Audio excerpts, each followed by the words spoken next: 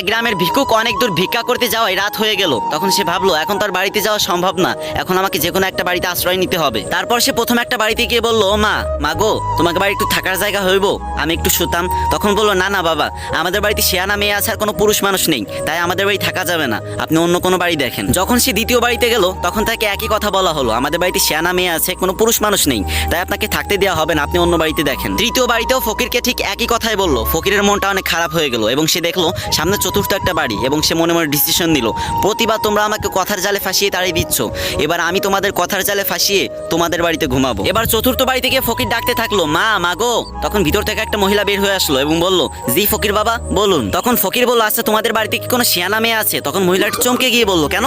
তখন ফকির বলল, না মানে আমি একটু শুতাম। তখন মহিলা বলল, কি তুই আমার মেয়ের লগে শুবি? তখন ফকির বলল, না আমি ওটা বলিনি।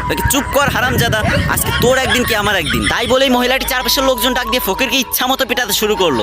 বেচারা ফকির অন্যকে কথার জালে ফাঁসাতে গিয়ে নিজেই ফেসে বসে থাকলো। ভাই তুমি যে মন খুলে হাসতেছো, রোদে মাঠের ভিতরে অনেক কষ্ট করে ভিডিওটা বানানোর পরে তোমাকে হাসাইছি ভাই, টাকা পয়সা তো চাচ্ছি না, কয়েকবার কপি লিংক করে দাও না, কথা দিচ্ছি এর পরবর্তীতে এর থেকে ভালো ভিডিও তোমাকে উপহার দেওয়ার চেষ্টা করবো ইনশাআল্লাহ।